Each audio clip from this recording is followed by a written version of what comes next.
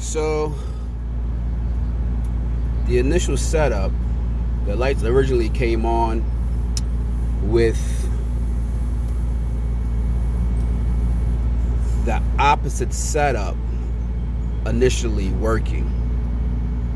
So if you were to go directly from the black and the red wire, the white wire, and tap in, you're gonna get the opposite setup with the lighting when you first do it, thinking that's how it's supposed to work, because that's the only way. When you tap into these directly right off the top, that these lines are going to illuminate the light, but you're only going to get 50% of the brightness.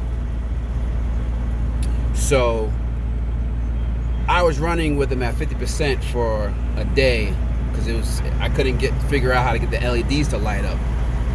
Because once you unplug this sends a signal back to the truck and it turns off all power, and you have still 50% of your glow light working. So as you can see, everything is blinking, and the only way to figure out which line did what and getting the proper voltage was by tapping the battery post. As you can see here, it's a lot cleaner on this side because I figured it out. On the other side was a test mule. But like I said, from the line, tapping it in, because the black was grounded from the battery post, the red was grounded to the red battery post, and the white was the one for all the functions.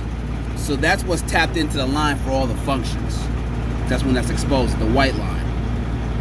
And then disconnecting the power, the red wire, from the battery post, and then figuring out, again, out of the 3 wires,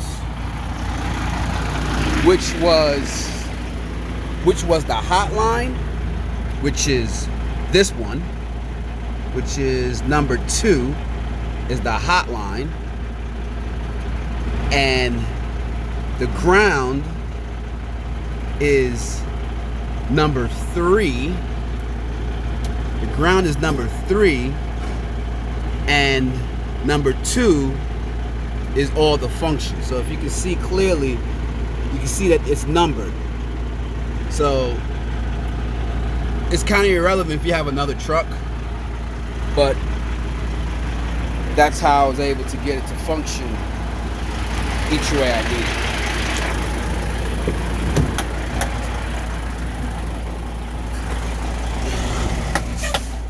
So, not able to find anything online on how to set up a 3-wire turn signal, flashers, and day running light. That's how that all worked. So, quick recap. I used my battery cables to tap into my battery posts. So I got a strong ground and I got strong power, because that's coming straight from the battery without having to take the battery box off. And then tapping into the red line for red and black for black. And then the white wire is what gives the signals for everything, for the glow, for the LED. Because once you plug and you tap the black to connect to the ground, and you plug the red to the power, everything's gonna light up, full power. The white line is gonna regulate what functions you get out of them. And there you go. So right now, as you saw, both flashed. My glow flashed with my park lights off, and I get full blinkers, full functions, everything.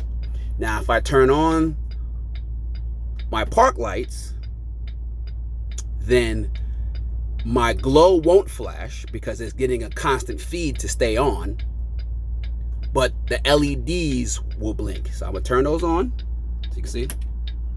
All right, so my parks are on. Let's go see. See? So as you can see, it's not as intense because now the glow is kind of breaking that light because now it has a constant light. And that's it. Once I kept it simple, it really was just simple. Deuces.